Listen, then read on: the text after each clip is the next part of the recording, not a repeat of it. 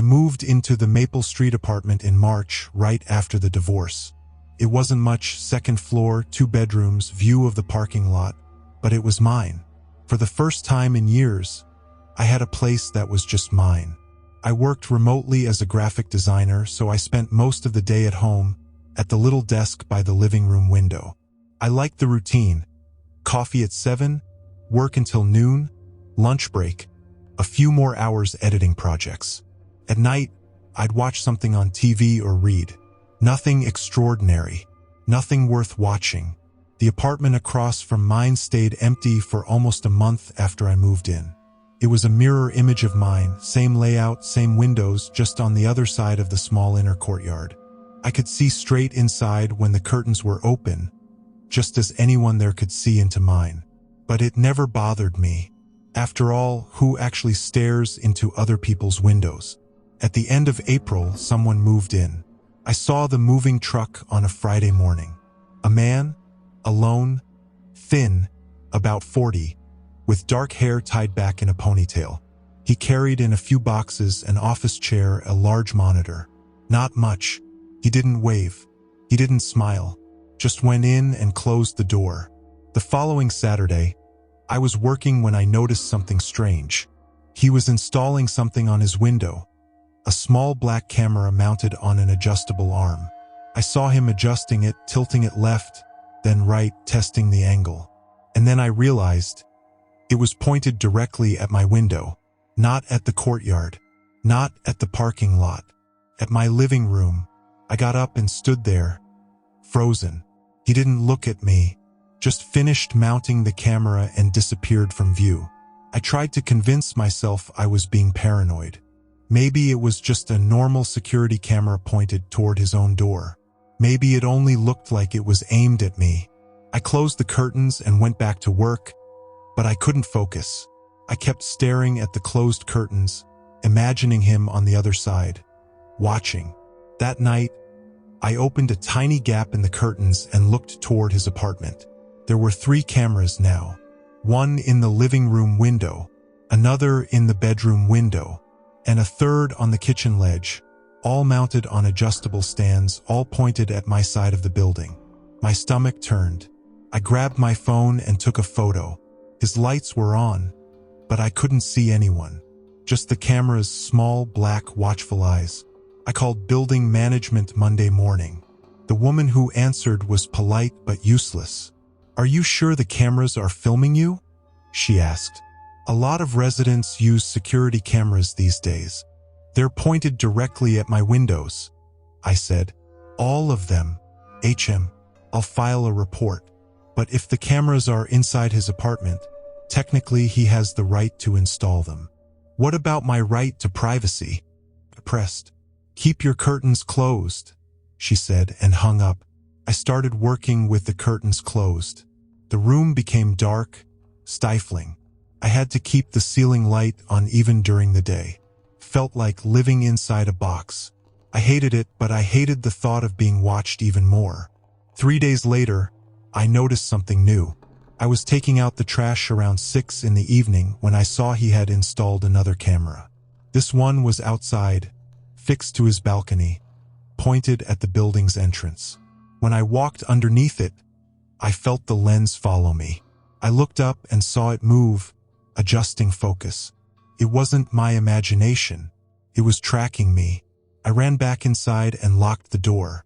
My hands were shaking. I called the police. The officer who came was young, bored. He listened to my story, looked at my neighbor's apartment, then at mine. "Have you talked to him?" he asked. "No, I barely saw him." "Well, without a direct threat, there's not much we can do. Cameras facing public areas are legal, and if they're inside his apartment," he shrugged. "Try talking to him. Maybe it's just a misunderstanding." But I didn't want to talk to him. The thought of knocking on his door, of being near him, made me sick. That night I couldn't sleep. Every sound felt louder. The hum of the fridge, the creak of the floor, the wind against the window. I lay there staring at the ceiling, thinking about the cameras, imagining him awake too, watching recordings of me coming and going, eating, working, living. The next morning, I found something at my door. A white envelope, no sender. Inside, a single printed photo. It was me, sitting at my desk working on my computer, taken from a high angle through the window. The image was sharp, professional. You could see what was on my screen. You could see the coffee mug beside me. You could see the expression on my face. My legs gave out. I sat on the hallway floor, clutching the photo in both hands, barely able to breathe. He wasn't just filming. He was printing, keeping them. He wanted me to know. I went back inside and locked the door, pushed a chair against the handle, closed every curtain, even in the bathroom. I called my sister, but she was traveling. I called a friend, but he lived across town. "You need to get out of there," he said. "Now." But I couldn't leave. Not yet. I had nowhere to go. I spent the rest of the day planning. I researched lawyers, restraining orders, privacy laws. Everything seemed complicated, slow, uncertain. And meanwhile, he'd still be there, watching. That night, I heard knocking on the wall. Rhythmic. 3 knocks. Pause. 3 knocks. Pause. It came from the wall separating my apartment from the hallway. I knew he didn't live next door, he was across the courtyard.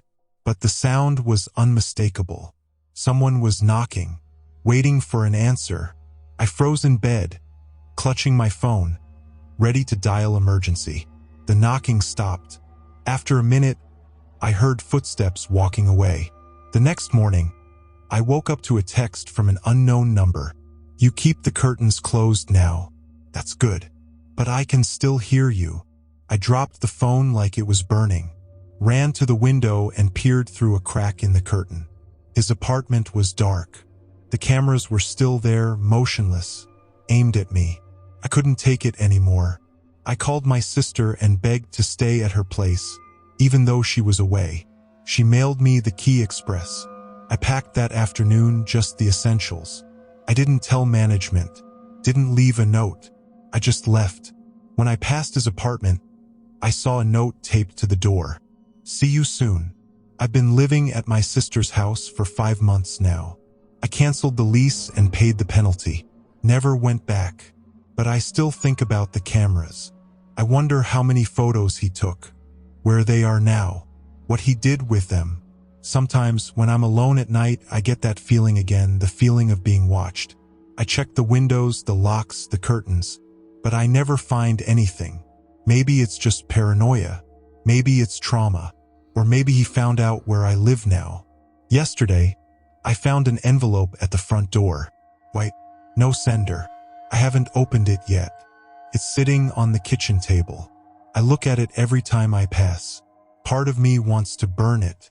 Part of me needs to know what's inside. But what really scares me isn't the envelope. It's the sound I heard last night. 3 knocks on the wall. Pause. 3 knocks.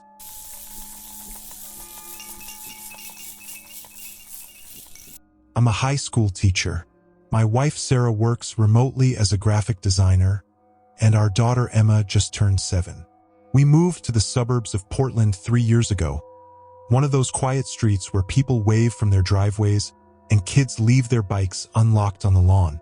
The kind of neighborhood where nothing ever happens. Our house is a modest 2-story with a wraparound porch, and we loved it the moment we saw it. Big windows, good light, a backyard where Emma could play. Felt safe, felt like home. The first note showed up on a Tuesday morning in late September. I was heading out to work, coffee in hand, when I noticed a folded piece of paper tucked under the doormat. Plain white printer paper, no envelope. I assumed it was a flyer for lawn care or something, so I almost tossed it without reading. But curiosity got the better of me. I unfolded it standing there on the porch, the morning air cool against my face. The handwriting was neat, almost unnervingly precise. It said, "You made spaghetti last night. Emma didn't finish her plate. Sarah had 2 glasses of wine." I read it twice. Then I laughed. A weird, uncomfortable laugh that didn't feel right even as it left my mouth. It had to be a joke.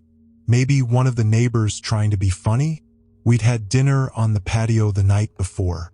The windows were open. Someone could have heard us talking, seen the plates through the kitchen window. I shoved the note in my pocket and left for work. I didn't mention it to Sarah. I told myself it was nothing. The second note came 3 days later. This time Sarah found it. She was getting the mail when she saw it wedged between the screen door and the frame. She brought it inside, her face pale, and handed it to me without a word. Same paper, same handwriting. Emma watched cartoons in the living room at 6:47 a.m. You were still in bed. Sarah made coffee in her blue mug. My stomach dropped. The living room faces the street, but our bedroom is on the second floor, toward the back of the house. You can't see into our bedroom from the road. You can't see into it from anywhere unless you're in the backyard. And even then, the blinds are usually closed. Who the hell is doing this? Sarah's voice was tight, controlled. She gets quiet when she's scared. I don't know. I turned the note over. Nothing on the back. Maybe it's some kind of prank.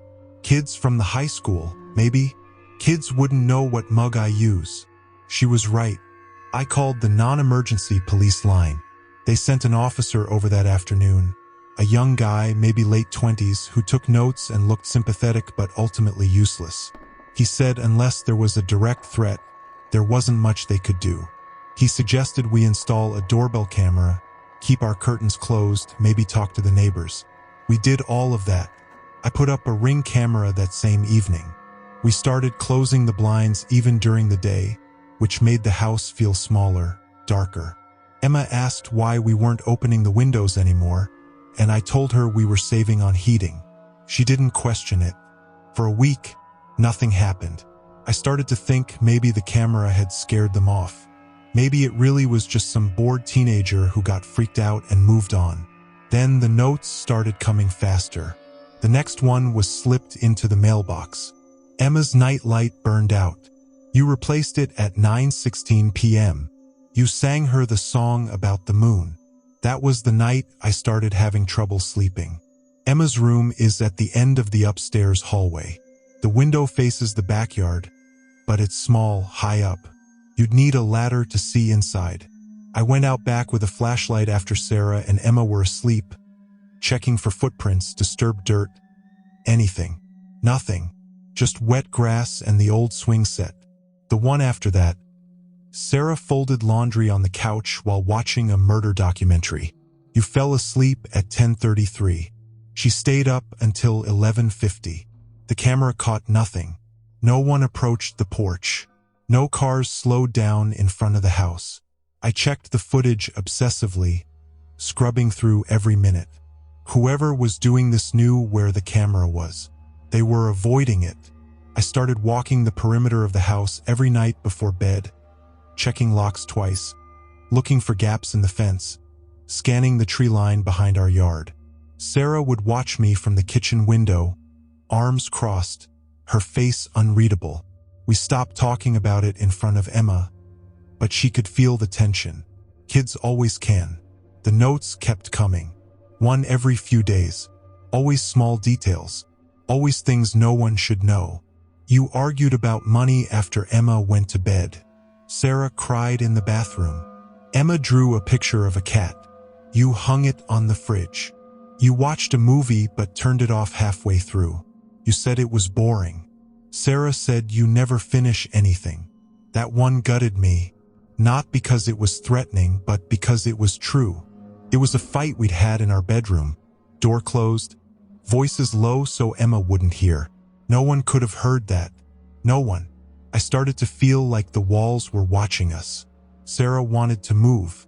She brought it up one night after Emma was asleep, her voice shaking.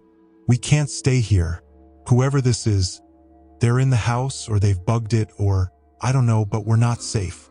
I wanted to argue. I wanted to tell her we'd figure it out, that moving was extreme, that we couldn't let some creep chase us out of our home. But I couldn't, because she was right. The notes weren't just invasive, they were intimate. They knew our rhythms, our habits, our fights. They knew us better than we knew ourselves. We hired a security company to sweep the house. They checked for cameras, microphones, anything. They found nothing. The guy said our house was clean. He suggested maybe someone had hacked our phones or our smart speakers. We threw out the Alexa. We turned off location services. We changed all our passwords. The notes didn't stop. The last one came on a Sunday morning. I found it tucked under the windshield wiper of my car, which was parked in the driveway. I'd locked the car the night before. I was sure of it. But there it was, folded neatly, waiting for me. I opened it in the driveway, my hands shaking. You're going to leave soon. That's smart. But I'll know where you go. I stood there for a long time, staring at the words. The street was quiet. A neighbor was mowing their lawn 2 houses down. A dog barked somewhere. Everything looked normal. Everything felt wrong. I didn't tell Sarah about that one. I just started packing. We moved 2 weeks later. We didn't tell anyone where we were going. Not friends, not family, not even Emma's school until the last possible moment. We found a place an hour north. A small apartment complex with security gates and cameras everywhere. Felt sterile and cold, but it felt anonymous. Safe.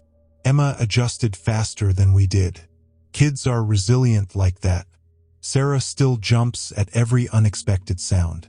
I still check the locks 3 times before bed.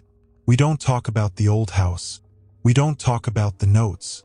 But sometimes, late at night, I think about that last message. I'll know where you go. And I wonder if they were bluffing. I wonder if whoever it was is still out there. Still watching, waiting to see if we'd slip up.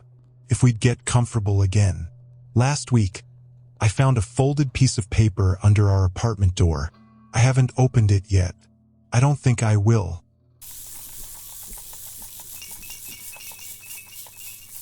I moved into the apartment in late September, right when the city started cooling down and the leaves were beginning to turn. It was a decent place, 3rd floor, rent-controlled, hardwood floors that creaked in all the right places. The kind of spot you don't ask too many questions about because you know you got lucky. The building was old, maybe 1920s, with thick walls and those tall ceilings that make you feel like you're living in a different era. My landlord, an older Portuguese man named Mr. Carvalho, handed me the keys with a tired smile and told me the upstairs tenant was quiet. You won't even know he's there, he said. For the first 2 weeks, that was true. I work from home, freelance graphic design, mostly logo work and web layouts, so I'm here a lot. My schedule is weird. I'll work until 2 or 3 in the morning sometimes, then sleep until noon. It's not healthy, but it pays the bills. The apartment was perfect for it. Quiet street, good light, no distractions. I set up my desk by the window, hung some prints, bought a decent coffee maker. It felt like I was finally getting my life together. You know? 28 years old, and I'd finally found a place that didn't feel temporary. The first time I noticed something off was about 3 weeks in. I was working late, around 1:30 a.m., and I needed to stretch my legs. I stepped out onto the small balcony to smoke, even though I'd been trying to quit. That's when I looked up and saw it. Every single window in the apartment above mine was lit. Bright, warm light pouring out into the night.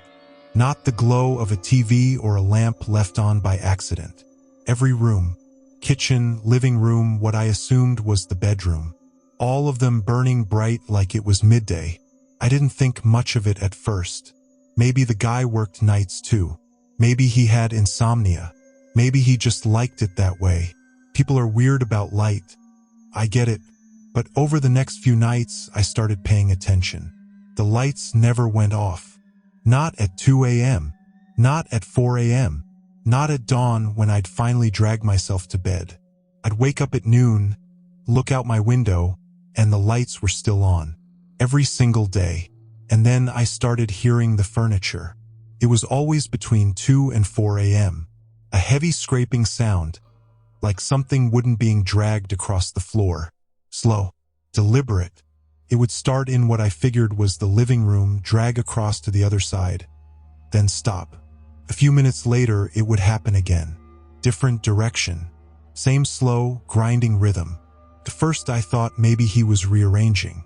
One of those people who can't settle on a layout, always moving the couch, shifting the bookshelf.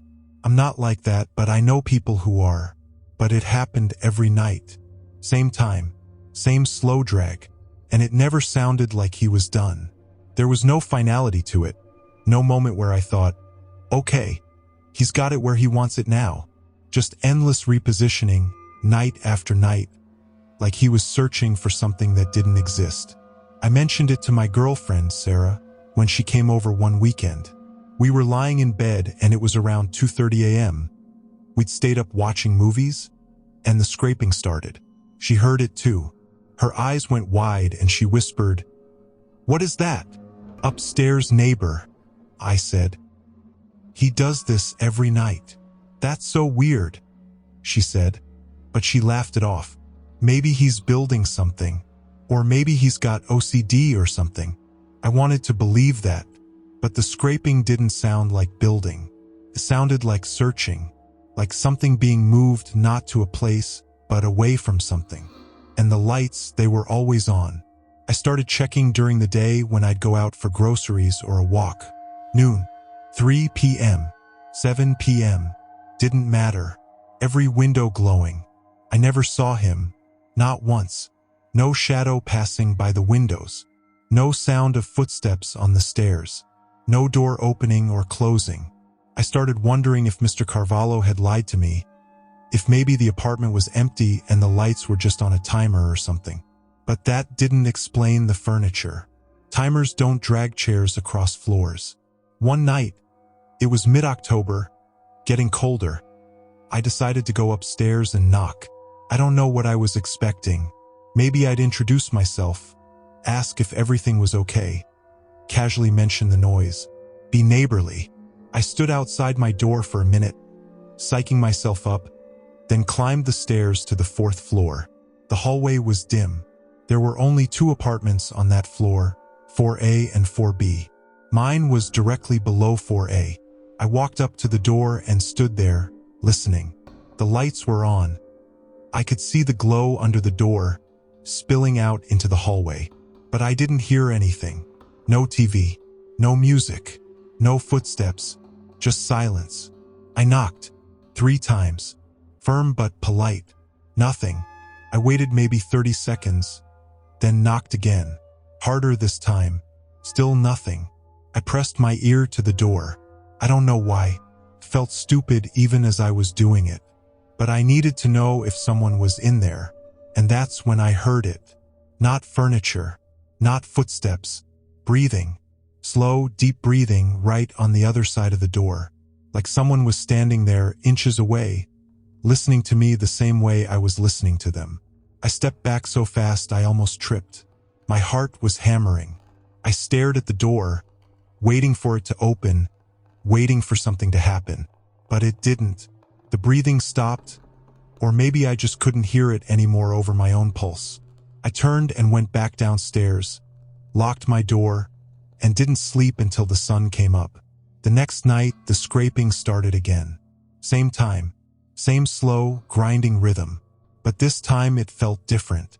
Felt deliberate, like he knew I'd been up there, like he was responding. I stopped going out at night. I started wearing headphones when I worked, even if I wasn't listening to anything, just to block out the sound. But I could still feel it, that low vibration through the floor, through the walls. Sarah stopped staying over. She said the place creeped her out. I didn't blame her. 2 weeks later, I was coming home from a late dinner with a friend, around 11 p.m., and I saw Mr. Carvalho in the lobby. He was checking the mailboxes, moving slowly, the way old men do. I asked him about the upstairs neighbor, tried to keep it casual. "The guy in for I said. "He around much?" "I've been meaning to introduce myself." Mr. Carvalho looked at me for a long moment. His face was hard to read. "No one lives in 4A, he said. I felt something cold settle in my stomach. "What do you mean?" "The lights are always on." "Lights are on a timer," he said, not meeting my eyes. "Building code. Empty units need to look occupied. Insurance." But I hear him. Every night. Moving furniture. Mr. Carvalho's jaw tightened. He closed the mailbox he'd been checking and looked at me directly for the first time.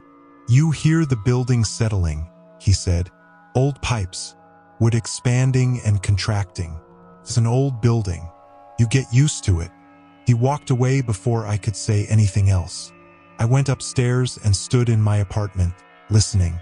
At 2:17 a.m., the scraping started. It wasn't pipes. It wasn't wood.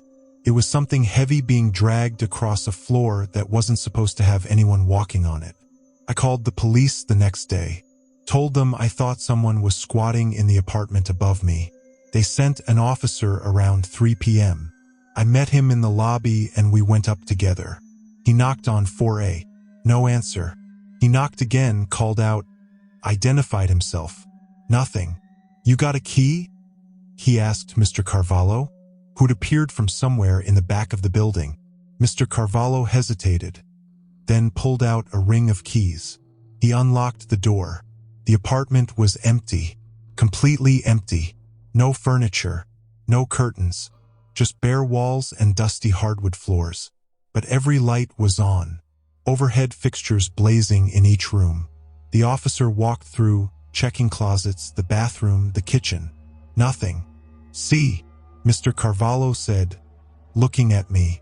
"Empty, but the floors were covered in scratches. Long, deep gouges in the wood, crisscrossing the entire apartment like something had been dragged back and forth, over and over, for weeks, months, maybe longer." The officer saw them too. He crouched down, ran his finger along one of the grooves. "What the hell happened here?" he muttered. Mr. Carvalho didn't answer. I moved out 6 weeks later. Broke my lease, lost my deposit, didn't care. I'm in a new place now, ground floor, neighbors on both sides, noise and light and life everywhere. I don't work late anymore. I go to bed at 10 p.m. like a normal person. But sometimes, when it's very quiet, I still hear it. That slow, grinding scrape of something being moved across a floor that shouldn't exist.